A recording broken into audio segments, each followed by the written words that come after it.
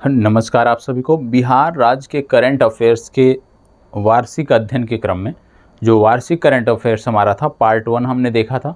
और पार्ट 1 में विशेष रूप से बिहार राज्य के बजट, बिहार की आर्थिक समीक्षा और साथ ही साथ बिहार के कुछ अन्य महत्वपूर्ण तथ्यों को उसमें जगह दी गई थी।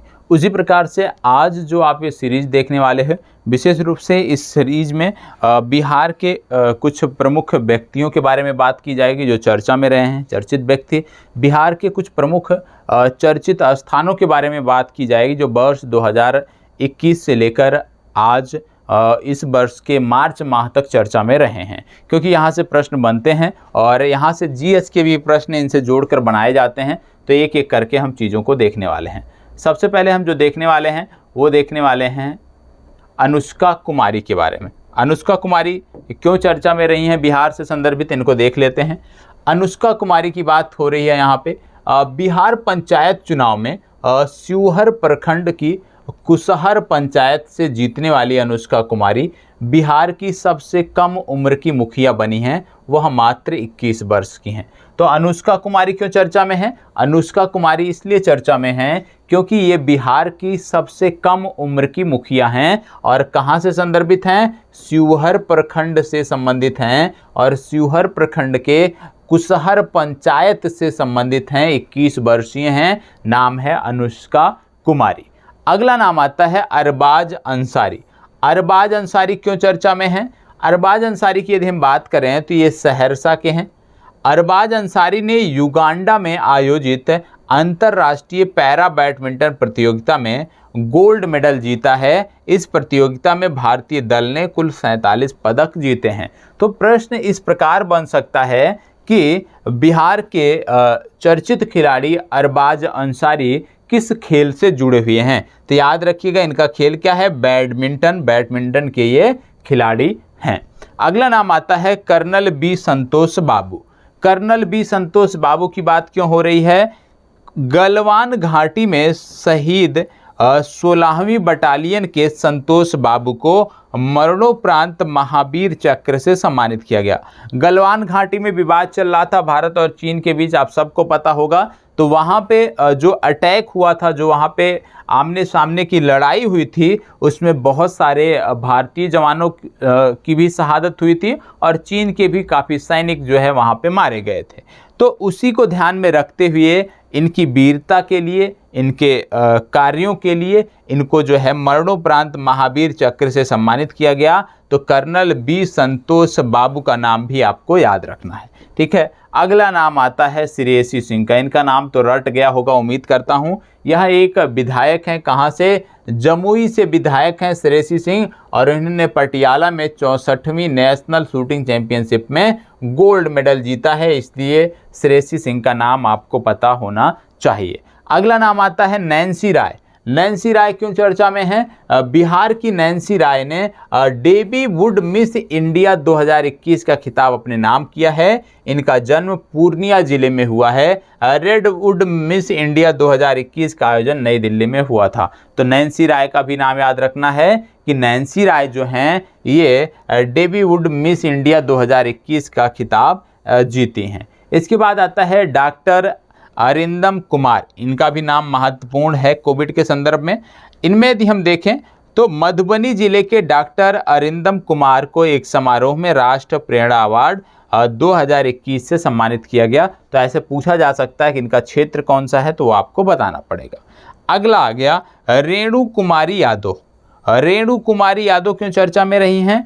अररिया जिले की रेणु कुमारी यादव को नेपाल के प्रधानमंत्री शेर बहादुर देउबा ने मंत्रिमंडल विस्तार में यातायात एवं भौतिक पूर्वाधार विभाग का मंत्रालय आवंटित किया है।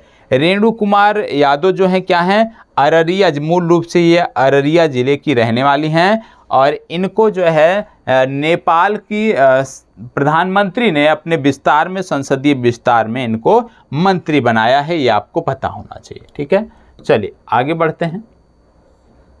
अगला है अनुभव राज। अनुभव राज क्या है?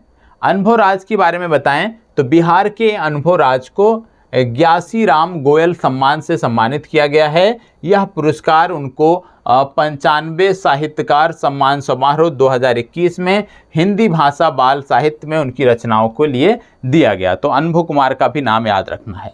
इसके बाद आता है ग्रिपलिंग के लिए बिहार के 3 रेफरी का चयन। और ग्रिपलिंग के लिए जो ये 3 रेफरी चुने गए हैं, ये कौन से हैं? सुबोध कुमार यादव, रिजवान उल हक, सुदामा कुमार। ये आपको पता होना चाहिए। ठीक है, चलिए आगे बढ़ते हैं।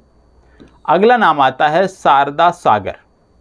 शारदा सागर का नाम आता है। शारदा सागर के बारे में यदि हम बात करें तो सिवान के जीरादेई निवासी शारदा सागर को Harvard graduate school of education में छात्र संघ का अध्यक्ष चुना गया है। इनका कार्यकाल मई 2022 तक रहेगा। तो याद रखना है, शारदा सागर को Harvard graduate school of education में छात्र संघ का अध्यक्ष चुना गया है और इस प्रकार से ये लोग बिहार का नाम अपने क्षेत्र विशेष में रोशन कर रहे हैं। अगला नाम आता है रचित राज। रचित राज का नाम सबको पता होगा। रचित राज बिहार के पहले ट्रांसजेंडर सिपाही बन गए हैं। इनको देश के पहले ट्रांसमैन सिपाही की उपाधि दी गई। रचना से रचित बने कांस्टेबल फिलहाल कैमूर एसपी की गोपनीय शाखा में तैनात हैं। तो रचित राज को भी आपको याद रखना है। बिहार के रचित राज जो हैं ये बिहार के पहले ट्रांसजेंडर सिपाही बने हैं।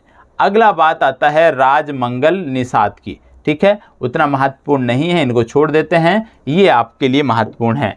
रघुवंश प्रसाद सिंह।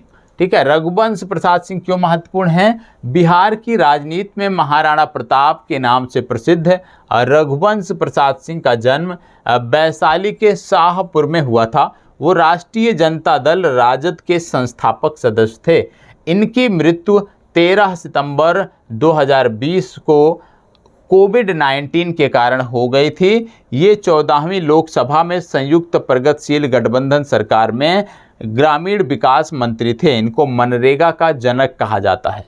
तो याद रखिएगा, मनरेगा का जनक किसे कहा जाता है? रघुवंश प्रसाद सिंह को कहा जाता है। बिहार से संबंधित एक राजनेता के रूप में इन्होंने कार्य किया और इनका जो स्थान है वो महाराणा प्रताप की उपाधि इनको दी जाती है, तुलना की जाती है। तो निश्चित रूप से इनका नाम आपको याद रखना है।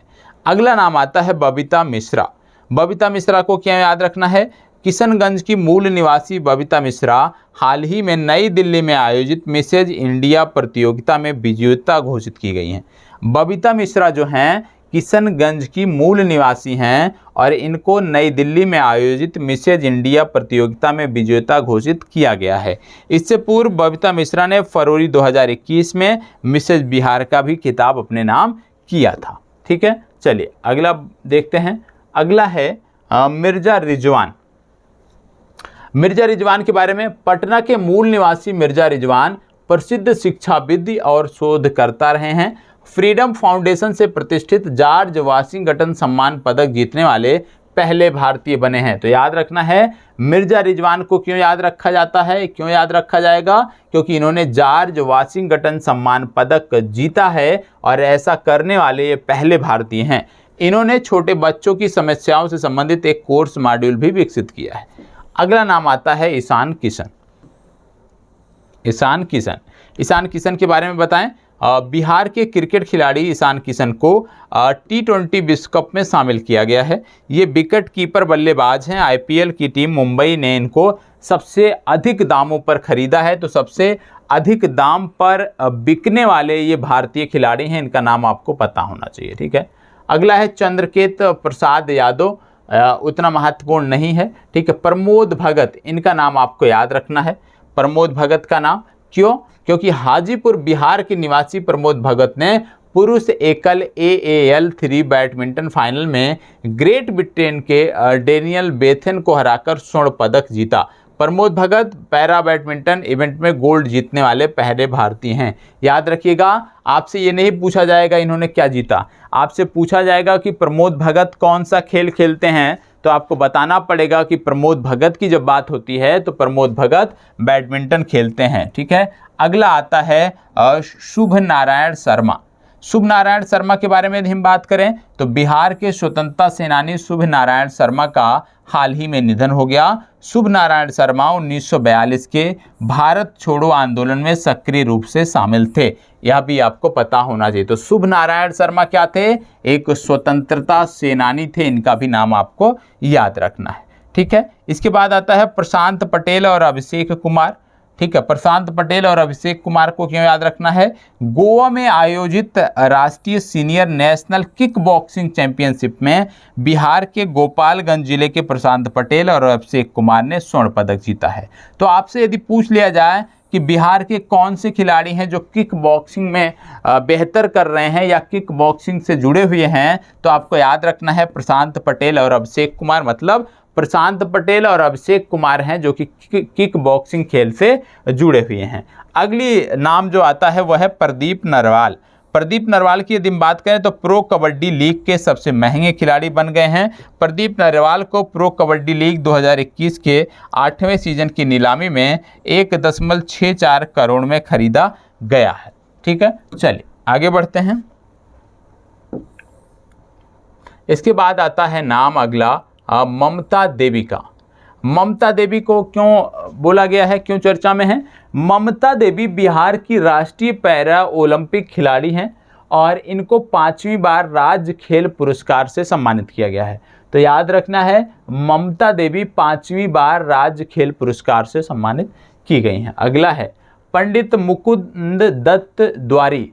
पंडित मुकुंद दत्त द्वारी क्या है? इनका हाल ही में निधन हुआ है, इसलिए चर्चा में है। ये एक शास्त्रीय गायक थे।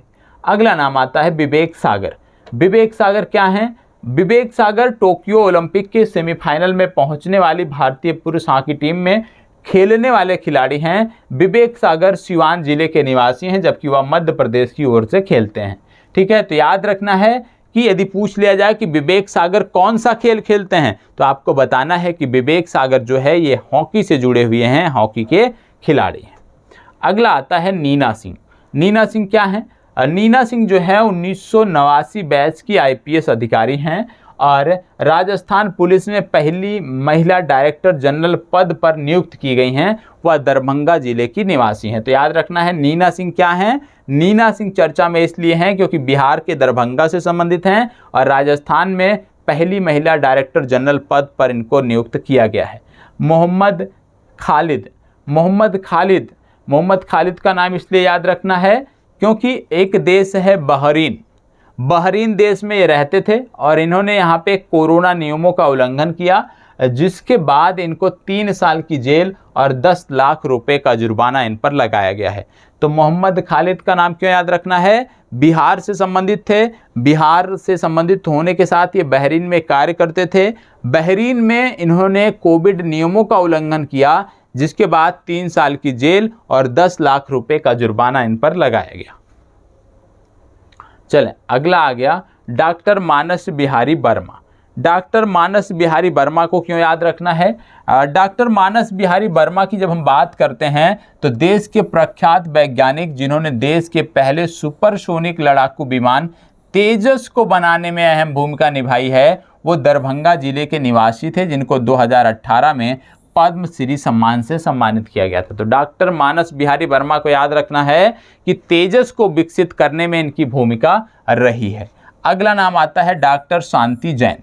डॉक्टर शांति जैन के बारे में यदि हम बात करें तो इनका निधन हो गया है। ये बिहार गौरव गान की लेखिका हैं और साहित्यकार थी, जिनका निधन हो गया। तो बिहार गौरव गान की लेखिका कौन थी? डॉक्टर शांति जैन, जिनका निधन हो गया है। अगला है श्रुति पांडे। ये क्या है? बिहार की राजधानी पटना से सटे मसाढ़ी में धान की भूसी और पराली से श्रुति पांडे ने कोविड अस्पताल का निर्माण किया, जिसमें पूरी तरह से ग्रीन मटेरियल का उपयोग किया गया है, इसलिए इनका भी नाम आपको याद रखना है। फिर बात आती है अभिषेक रंजन। ये आपके लिए महत्वपूर्ण है।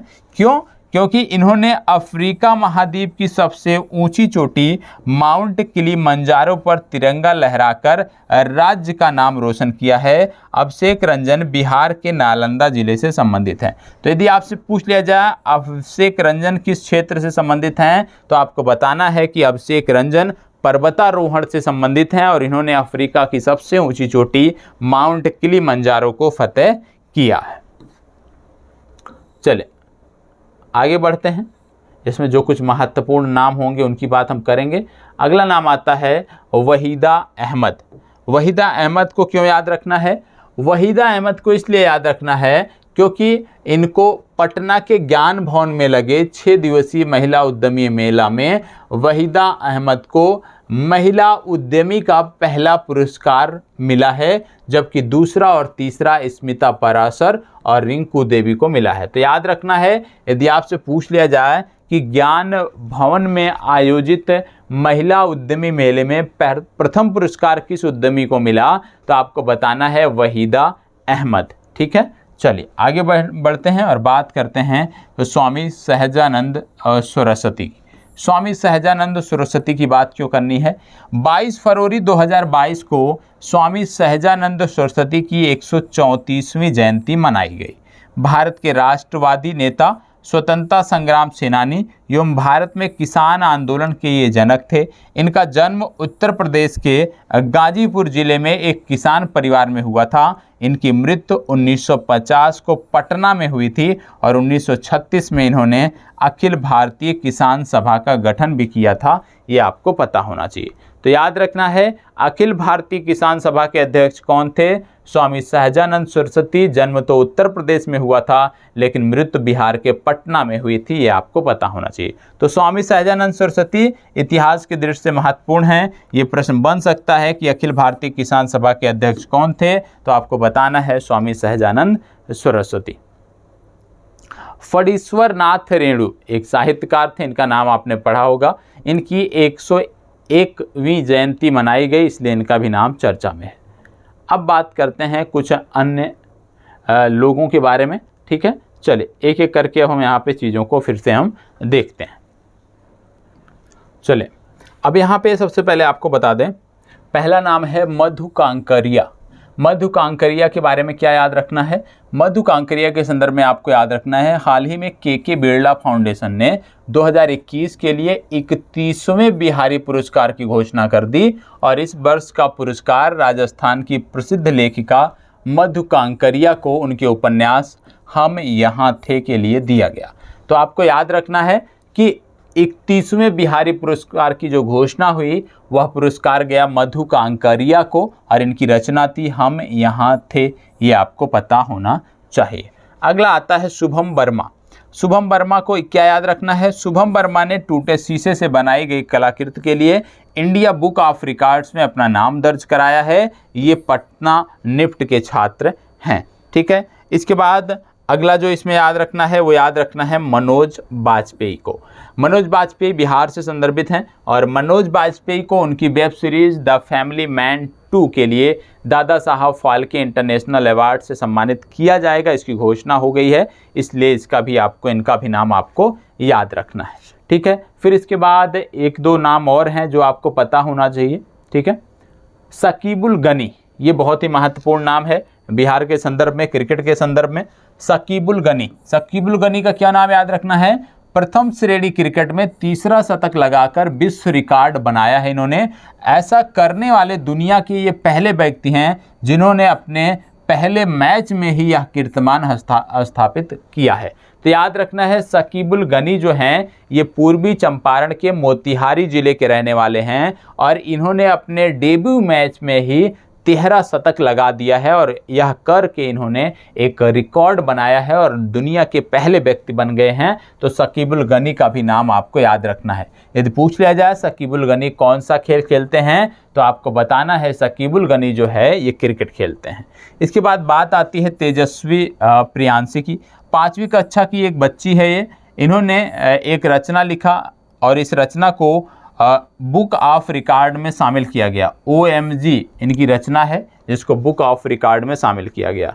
इसके बाद आपको याद रखना है दीप श्रेष्ठ को क्यों याद रखना है? फिल्म अभिनेता हैं, ये निर्देशक हैं और इनको Dada Saheb Phalke Indian television award मिला है। ठीक है, तो बहुत सारे पुरस्कार लोगों को मिले हैं, वो आपको पता होना चाहिए।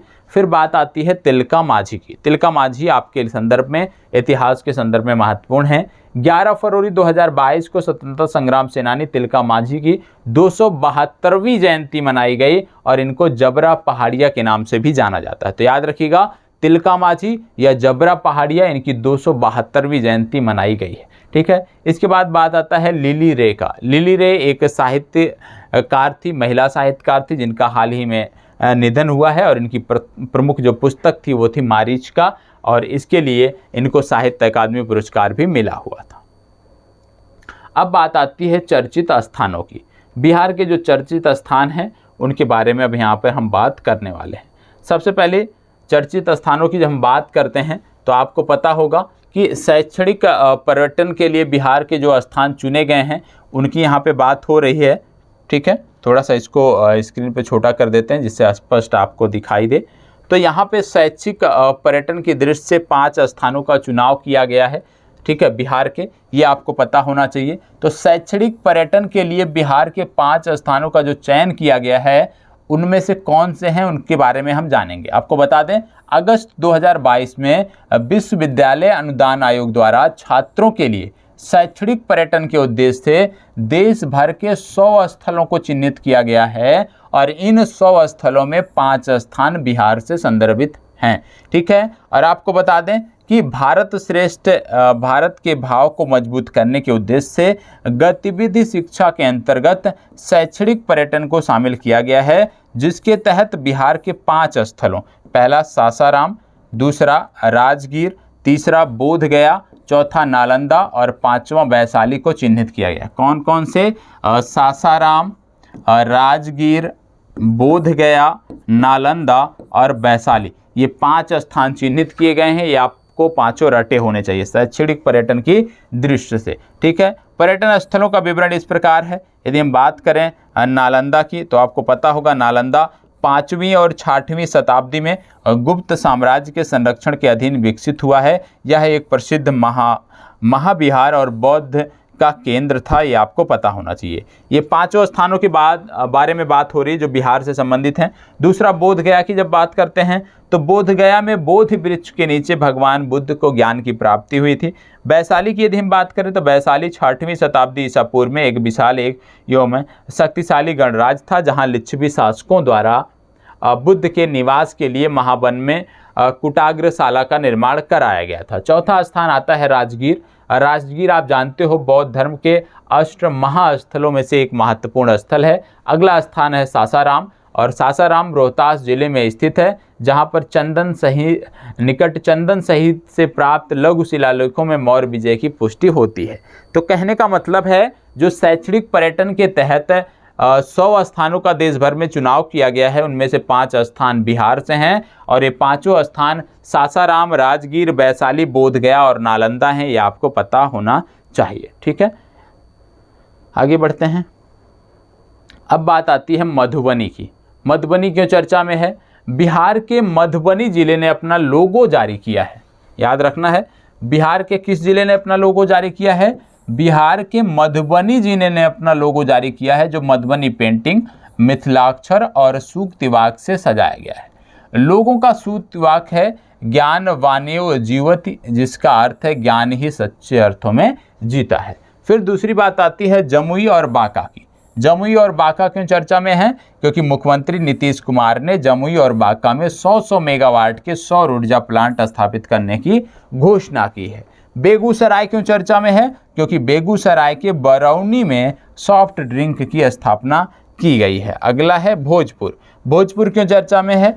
भोजपुर में एथेनॉल फैक्ट्री की स्थापना होगी। यह जिला एशिया का सबसे बड़ा एथेनॉल उत्पादक बनेगा। मार्च 2022 तक यहां प्रतिदिन 4 लाख लीटर एथेनॉल का उत्पादन किया जाएगा। तो याद रखना है, बिहार का वो है स्थान कौन सा है जो एशिया का सबसे बड़ा एथेनॉल उत्पादक बनेगा? वो स्थान है भोजपुर, ये आपको पता होना चाहिए। अगला है पश्चिमी चंपारण। पश्चिमी चंपारण क्यों चर्चा में है? पश्चिमी चंपारण चर्चा में इसलिए है क्योंकि यहाँ पे है वाल्मीकि टाइगर रिजर्व, वाल्मीकि राष्ट्रीय उद्यान, और इस वाल्मीकि राष्ट्रीय उद्यान में राज्य सरकार की जो है वो बैठक आयोजित हुई, मंत्रिमंडल की बैठक आयोजित हुई और इसके कारण ये चर्चा में है, ये आपको पता होना चाहिए। अगला है मुजफ्फरपुर। मुजफ्फरपुर क्यों चर्चा में है? मुजफ्फरपुर चर्चा में इसलिए है लोहिया स्वच्छ बिहार अभियान के तहत कुढ़नी प्रखंड में राज्य का पहला टॉयलेट क्लिनिक खोला गया है। इस जिले का आकांक्षी जिला योजना में मुजफ्फरपुर शिक्षा के क्षेत्र में अव्वल रहा है। याद रखना है, मुजफ्फरपुर क्यों चर्चा में है, क्योंकि यहाँ पर कुढ़नी प्रखंड में पहला टॉयलेट क्लिनिक खोला गया है। ठीक है, कहाँ पे? कुढ़नी प्रखंड में। किस जिले में? मुजफ्फरपुर में, इसलिए ये महत्वपूर्ण है। ठीक है, मुजफ्फरपुर होम बेस्ड पॉलिएटिव केयर सुविधा आरंभ करने वाला बिहार का पहला जिला है, ये भी आपको पता होना चाहिए। पैलिएटिव केयर सुविधा आरंभ करने वाला बिहार का पहला जिला है मुजफ्फरपुर। इसके साथ साथ केंद्र सरकार ने मुजफ्फरपुर के मोतीपुर ब्लॉक में मेगा फूड पार्क की स्थापित करने की भी बात कही है। तो मुजफ्फरपुर से संबंधित काफ़ी न्यूज़ हैं, जैसे कि बिहार का पहला टॉयलेट क्लिनिक, बिहार का पहला होम बेस्ड पैलिएटिव केयर सुविधा, साथ ही साथ मोतीपुर ब्लॉक में मेगा फूड पार्क की स्थापना, ये आपको पता होना चाहिए। चलिए अब बात कर लेते हैं हम पटना की। पटना क्यों चर्चा में है, पटना के बारे में देख लेते हैं। पटना के बारे में बता दें, Indira Gandhi institute of medical science Patna में इकलौते जीनोम सीक्वेंसिंग लैब के ट्रायल का उद्घाटन किया गया है। बिहार रोड रिसर्च संस्थान जो कि मोकामा में है, स्थापित किया जाएगा। मोकामा पटना में स्थापित किया जाएगा। ये बोला जा रहा है कि बिहार रोड रिसर्च संस्थान जो है वो मोकामा में स्थापित किया जाएगा। और ईस्ट स्मार्ट सिटी चैलेंज में पटना शीर्ष 20 शहरों में शामिल रहा है। पटना सिटी में LED बल्ब, खिलौना, जूता, चप्पल तथा स्टील फर्नीचर के उद्योग के क्लस्टर बनाने को मंजूरी दे दी गई है। पटना में सुपर कंप्यूटर की भी स्थापना की गई है। तो पटना से संबंधित इतने न्यूज़ हैं, ये आपको पता होना चाहिए। फिर बात आती है भागलपुर। भागलपुर के बारे में क्या याद रखना है कि द्वितीय पक्षी महोत्सव कलख का आयोजन भागलपुर में होगा। प्रथम पक्षी महोत्सव का आयोजन जमुई के नकरी में हुआ था, ये आपको पता होना चाहिए। ठीक है, तो द्वितीय पक्षी महोत्सव भागलपुर, प्रथम पक्षी महोत्सव जमुई। भागलपुर जिले के विभिन्न स्कूलों में नटखट साइंस लैब खोले जाने की भी घोषणा की गई है। भागलपुर में दूसरे एम्स का भी निर्माण किया जाएगा, पहला पटना में है। तो याद रखना है, बिहार का दूसरा एम्स बनेगा भागलपुर में। भागलपुर के प्रत्येक स्कूल में नटखट साइंस लैब खोला जाएगा और द्वितीय पक्षी महोत्सव कलख का आयोजन भी यहीं पर किया जाएगा, ये आपको पता होना चाहिए। ठीक है, चलिए आगे बढ़ते हैं और अगला प्रश्न देखते हैं। अगला प्रश्न का मतलब अगला टॉपिक, यहाँ पे बात है स्मार्ट सिटी। स्मार्ट सिटी के अंतर्गत बिहार के 4 शहरों को शामिल किया गया है। भागलपुर, पटना, मुजफ्फरपुर, बिहार शरीफ है। भागलपुर, पटना, मुजफ्फरपुर, बिहार शरीफ, ये आपको पता होना चाहिए। मेट्रो सिटीज़ के अंतर्गत 20 शहरों को मेट्रो सिटी के रूप में विकसित किए जाने की योजना है, वो उतना महत्वपूर्ण नहीं है। ठीक है, चलें अब बात आती है सुपौल की। ये फैक्ट महत्वपूर्ण है, इसको नोट कर लीजिएगा। ठीक है, क्यों महत्वपूर्ण है सुपौल? क्योंकि स्वच्छ भारत मिशन शहरी के तहत सुपौल बिहार का पहला कचरा मुक्त शहर बन गया है। बिहार का पहला कचरा मुक्त शहर कौन सा हो गया है? सुपौल हो गया है, ये आपको पता होना चाहिए। ठीक है, इसके साथ साथ बात आती है अररिया की। अररिया के बारे में क्या बता दें, हाल ही में बिहार राज्य वन एवं पर्यावरण मंत्री नीरज कुमार सिंह ने प्रदेश में एक मंकी पार्क बनाए जाने की घोषणा की। इसको हिंदी साहित्य के महान इतिहासकार फणीश्वर नाथ रेणु के नाम पर रेणु पार्क नाम दिया जाएगा। और आपको पता होगा फणीश्वर नाथ रेणु की 101वीं जयंती जो है हाल ही में मनाई गई, यह भी आपको पता होना चाहिए। तो फणीश्वर नाथ रेणु के नाम पर इस पार्क का नाम रखा जाएगा, जो कि अररिया में बनेगा। अब बात आती है किशनगंज। किशनगंज के संदर्भ में आपको पता होना चाहिए कि लोगों की शिकायतों पर हुई कार्रवाई के मामले को लेकर जिलों की रैंकिंग जारी की गई, जिनमें किशनगंज जिला को प्रथम स्थान प्राप्त हुआ। मतलब लोगों ने जो शिकायत किया, शिकायतों के आधार पर जो कार्रवाई हुई, उस आधार पर बेहतर रैंकिंग जो मिली है वो किशनगंज को मिली है, ये आपको पता होना चाहिए। अब बात आती है पूर्णिया। पूर्णिया के बारे में क्या चीज़ें हमें याद रखनी है?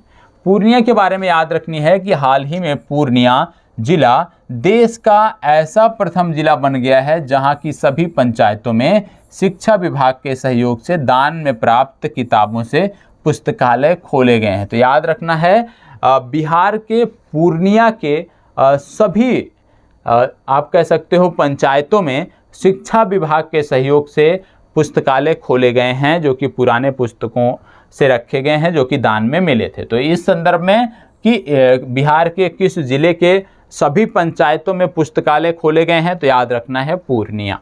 राज्य का पहला मुख्यमंत्री उद्यमी पार्क जिला उद्योग केंद्र परिषद पूर्णिया में खोला जाएगा। इसके साथ साथ विश्व हिंदू रक्षा संगठन ने पूर्णिया में रोटी बैंक का शुभारंभ किया है। इस बैंक में सैकड़ों लोगों को दोपहर 1 बजे से 3 बजे के बीच मुफ्त भोजन की सुविधा उपलब्ध कराई जाएगी। तो इसको भी आपको याद रखना है कि रोटी बैंक का शुरुआत कहाँ हुआ है, पूर्णिया में हुआ है। ठीक है, इसके साथ साथ आपको बता दें पूर्णिया बिहार में सर्वाधिक जूट की खेती करने वाला जिला है तथा मुर्गी एवं अंडा उत्पादन में भी प्रथम स्थान रखता है। तो याद रखना है पूर्णिया अंडा उत्पादन में प्रथम स्थान पे, मुर्गी उत्पादन में प्रथम स्थान पे, साथ ही साथ जूट की खेती में भी यदि हम देखें तो प्रथम स्थान रखता है। अब बात आती है रोहतास। रोहतास पे यदि हम बात करें तो आरसीसी पुल का निर्माण सोन नदी पर किया जा रहा है, उतना महत्वपूर्ण नहीं है। ठीक है, बक्सर वाला जो फैक्ट है वो भी महत्वपूर्ण नहीं है। पीडीएफ मिलेगी, आप स्वयं से देख सकते हैं। पीडीएफ की जो लिंक है इस ग्रुप जो आप वीडियो देख रहे हैं इसके डिस्क्रिप्शन में दी हुई है। ठीक है, अब बात कर लेते हैं हम पटना के बारे में। पटना के बारे में काफ़ी चीज़ें हमने बात की, लेकिन कुछ फैक्ट और हैं जो हमें देखना चाहिए। क्या चीज़ें हैं इसमें पटना के बारे में? स्वतंत्रता दिवस 2021 के अवसर पर मुख्यमंत्री ने पटना में कृषि व्यवसाय प्रबंधन कॉलेज खोलने की घोषणा की। पटना विश्वविद्यालय परिसर में राष्ट्रीय डॉल्फिन अनुसंधान केंद्र की स्थापना की गई है, आपको बताया गया है। पटना हनुमान मंदिर के पास से भगवान कुबेर की मूर्ति मिली है जो 8वीं-9वीं शताब्दी के बीच है, जिसका अवस्थापना पटना संग्रहालय में किया गया है। पटना का पीएमसीएच देश का सबसे बड़ा और विश्व का दूसरा सबसे बड़ा अस्पताल होगा, ये बताया गया है। कचरा पृथक्करण प्लांट की स्थापना बैरिया गर्दनी बाग पटना में लगाई गई है और आपको पटना से प्लास्टिक बैग फ्री सिटी अभियान की शुरुआत की गई है। तो पटना के संदर्भ में भी फैक्ट आपको याद रखना है। अगला आता है टॉप 20 आकांक्षी जिलों में बिहार की रैंकिंग, जिसके बारे में आपको बताया गया है। तो आकांक्षी जिलों की ये जो रैंकिंग है, आकांक्षी जिले मतलब होते हैं पिछड़े जिले। ठीक है, आकांक्षी जिले मतलब होते हैं पिछड़े जिले, और जब पिछड़े जिले सुधार प्रदर्शित करते हैं तो वो रैंकिंग जारी की जाती है, जो महत्वपूर्ण होती है लेकिन उतनी महत्वपूर्ण नहीं है। ठीक है, चलिए आगे बढ़ते हैं और अगला फैक्ट जो है यहाँ पे हमें देखना है उसकी हम बात करेंगे। ठीक है, कुछ चीज़ें यहाँ पे मैं छोड़ दे रहा हूँ जो उतना महत्वपूर्ण नहीं है, इसको आप स्वयं से देख सकते हो। ठीक है, ये पीडीएफ मिल जाएगी तो इसको आप स्वयं से भी देख सकते हो। अब बात आती है पुरस्कारों की। ठीक है, पुरस्कारों से संबंधित चर्चा हम देख लेते हैं। पुरस्कार भी महत्वपूर्ण होते हैं जो बिहार के संदर्भ में दिए गए हैं। जैसे बिहार के 3 बच्चे प्रधानमंत्री बाल पुरस्कार से सम्मानित। अब बिहार के 3 बच्चे कौन से हैं जो प्रधानमंत्री बाल पुरस्कार से सम्मानित किए गए हैं, आपके लिए महत्वपूर्ण हैं। इनमें सबसे पहला नाम आता है धीरज कुमार वीरता के लिए, पल साक्षी सामाजिक सेवा के लिए, ज्योति कुमारी वीरता के लिए। तो याद रखना है धीरज कुमार, पल साक्षी और ज्योति कुमारी, ये 3 बच्चे हैं जिनको प्रधानमंत्री बाल पुरस्कार से सम्मानित किया गया है। बिहार के 2 व्यक्ति पद्म पुरस्कार 2022 के लिए नामित किए गए हैं। कौन कौन से? पहले हैं आचार्य चंदना जी सामाजिक कार्य के लिए, और दूसरे हैं सैबल गुप्ता। तो याद रखना है सैबल गुप्ता को मरणोपरांत साहित्य और शिक्षा में ये दिया जाएगा पद्मश्री, और आपको बता दें आचार्य चंदना जी जो हैं ये सामाजिक कार्य के लिए इनको पद्म पुरस्कार दिया जाएगा। तो दोनों लोगों के नाम आपको याद रखना है कि पद्मश्री पुरस्कार 2 लोगों को 2022 के लिए दिया गया है, आचार्य चंदना जी और सैबल गुप्ता। इसके बारे में मैंने कई बार बताया है पद्म पुरस्कारों के बारे में, तो आपको याद होना। स्कोच पुरस्कार, स्कोच पुरस्कार में यदि देखें तो 75वीं स्कोच समिट के दौरान ई गवर्नेंस को बढ़ावा देने के लिए बिहार को प्रतिष्ठित स्कोच अवार्ड से नवाजा गया। साथ ही बिहार प्रशासनिक सुधार मिशन को गवर्नेंस गोल्ड अवार्ड से सम्मानित किया गया। तो यदि आपसे पूछ लिया जाए कि स्कॉच पुरस्कार किस राज्य को इस बार मिला, तो आपको बताना है 75वीं स्कोच समिट में बिहार को यह पुरस्कार मिला है। ठीक है, इसके बाद बात आता है मौलाना अबुल कलाम आज़ाद पुरस्कार। ये महत्वपूर्ण पुरस्कार है बिहार का। और आपको बता दें शिक्षा का सर्वश्रेष्ठ पुरस्कार है मौलाना अबुल कलाम आज़ाद पुरस्कार। 2021 के लिए मुख्यमंत्री नीतीश कुमार ने 11 नवंबर 2021 को शिक्षा दिवस के अवसर पर डॉक्टर शंकर नाथ झा को यह पुरस्कार प्रदान करने की सहमति दी है। याद रखना है, डॉक्टर शंकर नाथ झा के बारे में पिछले दिनों मैंने आपको बताया था करंट अफेयर्स में कि इन्होंने एक विशेष समुदाय मुसहर जाति के बच्चों के शिक्षा के उत्थान के लिए कार्य किया और इसके लिए इनको यह पुरस्कार मिला है। तो डॉक्टर शंकर नाथ झा को याद रखना है, ठीक है। फिर पद्म पुरस्कार 2021 की बात तो आती है, इसमें मैंने आपको बता ही दिया है, ठीक है। कन्फ्यूजन इसलिए था क्योंकि 2021 2022 के एक साथ दिए गए थे, इसको लेकर कन्फ्यूजन था और इसमें निश्चित रूप से आपकी जो समस्या रही होगी वो दूर हो गई होगी, जितने डिटेल में आपको 3 से 4 बार बताया गया है। अगला है 40वां भारतीय अंतर्राष्ट्रीय व्यापार मेला।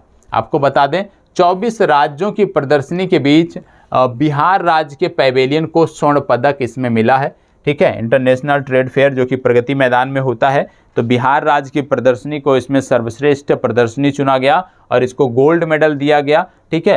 पार्टनर स्टेट के तौर पर भी बिहार को स्वर्ण पदक मिला है। फोकस राज्य के तौर पर उत्तर प्रदेश और झारखंड को स्वर्ण पदक मिला है। तो कहने का मतलब है कि इंडियन ट्रेड फेस्टिवल जो अंतर्राष्ट्रीय व्यापार मेला जो था उसमें बिहार को 2 स्वर्ण मिले हैं, ठीक है। पहला स्वर्ण जो है वो पैवेलियन की दृष्टि से मिला, दूसरा पार्टनर स्टेट के तौर पर स्वर्ण मिला और इसके साथ साथ फोकस स्टेट के तौर पर उत्तर प्रदेश और झारखंड को स्वर्ण पदक मिला है, ठीक है। इसके साथ साथ आपको बता दें बिहार ने अपने पैवेलियन में 41 स्टॉल्स सजाए थे, जिनमें सुप्रसिद्ध लोक कलाकार पद्मश्री दुलारी देवी की मधुबनी पेंटिंग जीवंत प्रदर्शनी आकर्षण का केंद्र रही थी। तो मधुबनी पेंटिंग को इन्होंने प्रमुखता से दिखाया था और ये आकर्षण का केंद्र भी रहा था, ठीक है। तो याद रखना है अंतर्राष्ट्रीय व्यापार मेला जो कि प्रगति मैदान में आयोजित किया जाता है नई दिल्ली में और उसमें बिहार को 2 स्वर्ण पदक मिले हैं, ठीक है। इसके बाद आता है जैव विविधता पुरस्कार। जैव विविधता पुरस्कार में क्या चीज़ें आपको याद रखनी है?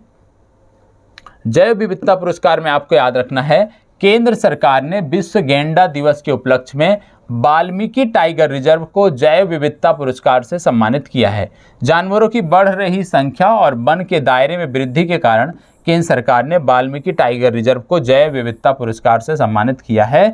इस टाइगर रिजर्व में जंगली स्तनधारी टाइगर, भालू, तेंदुआ, हिरण, मृग की कई प्रजातियां और बाइसन और जंगली सुअर आदि मिलते हैं। तो याद रखना है जैव विविधता पुरस्कार जो है वो दिया गया विश्व गैंडा दिवस के उपलक्ष्य में और ये मिला है वाल्मीकि टाइगर रिजर्व को। वाल्मीकि टाइगर रिजर्व वाल्मीकि राष्ट्रीय उद्यान का ही हिस्सा है, जहां पर बिहार की पूर्व में बिहार की जो कैबिनेट की बैठक थी पहली बार आयोजित की गई थी, इसलिए इस संदर्भ में यह महत्वपूर्ण है। बिहार राज्य स्टेट चैंपियन अवार्ड, बिहार राज्य स्टेट चैंपियन अवार्ड, इसमें क्या है? हाल ही में पहलवान दीपक कुमार को कुश्ती में बिहार राज्य स्टेट चैंपियनशिप अवार्ड से सम्मानित किया गया। इन्होंने वर्ष 2016 में खगड़िया के दंगल से कैरियर की शुरुआत की थी। तो बिहार राज्य स्टेट चैंपियन अवार्ड किसको दिया गया? पहलवान दीपक कुमार को दिया गया और पहलवान दीपक कुमार कुश्ती के क्षेत्र में कार्य अच्छा कर रहे हैं, इसलिए इनको यह पुरस्कार मिला है। अगला है वैश्विक शिक्षक पुरस्कार। वैश्विक शिक्षक पुरस्कार किसको मिला है? भागलपुर निवासी गणित के शिक्षक सत्यम मिश्रा को वैश्विक शिक्षक पुरस्कार के लिए चुना गया है। 30 शिक्षकों में इनको शामिल किया गया है। वैश्विक शिक्षक पुरस्कार यूनेस्को के सहयोग से वर्की फाउंडेशन द्वारा दिया जाने वाला पुरस्कार है।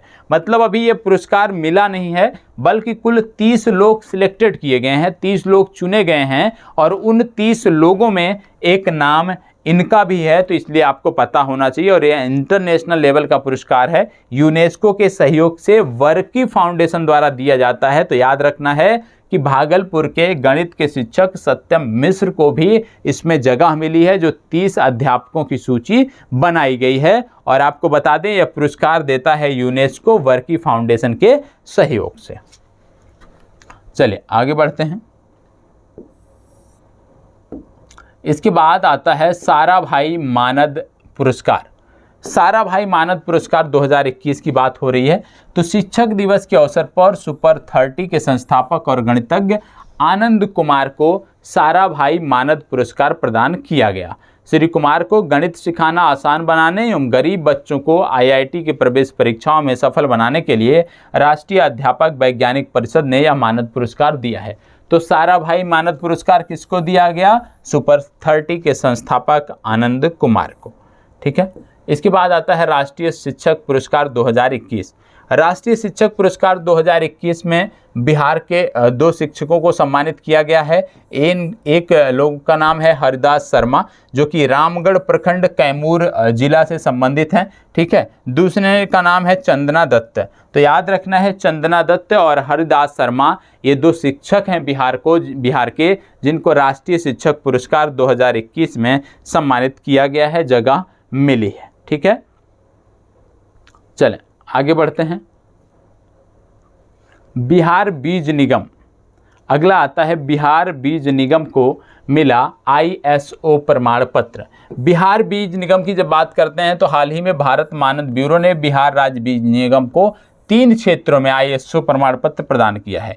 बिहार राज्य बीज निगम देश का पहला सरकारी संस्थान बन गया है जिसके अंतर्राष्ट्रीय मानक के अनुरूप बीज उत्पादन प्रबंधन और बीज की पारदर्शी प्रणाली भारतीय मानद ब्यूरो ने प्रमाण पत्र दे दिया है। तो याद रखना है कि बिहार बीज निगम जो है वो भारत का पहला सरकारी संस्थान बन गया है जिसके अंतर्राष्ट्रीय मानक के अनुरूप बीज उत्पादन प्रबंधन और बीज की पारदर्शी प्रणाली पर भारतीय मानक ब्यूरो से प्रमाण पत्र प्राप्त कर लिया है। तो यह भी आपको पता होना चाहिए। अब थोड़ी सी और बची हुई है जानकारी जिसकी चर्चा कल की कक्षा में की जाएगी। ठीक है। तो इस पीडीएफ आपको मिल जाएगी। पीडीएफ एक बार अवश्य पढ़ लीजिएगा, चीज़ों को अंडरलाइन कर लीजिएगा। ठीक है। अंडरलाइन करने का मतलब, क्योंकि पीडीएफ में तो अंडरलाइन कर नहीं सकते, लेकिन हाँ बहुत सारे ऐप होते हैं जिनके माध्यम से उस पीडीएफ पर आप हाइलाइटर या अन्य चीज़ों के माध्यम से मार्क कर सकते हैं, तो अवश्य कर लीजिएगा। इनमें कम से कम आपके 10 से 15 महत्वपूर्ण फैक्ट हैं इस पूरे 40 मिनट की वीडियो में। तो 10 से 15 जो महत्वपूर्ण फैक्ट हैं वो आपको पता होने चाहिए। ठीक है। चलिए, धन्यवाद, बहुत बहुत आभार।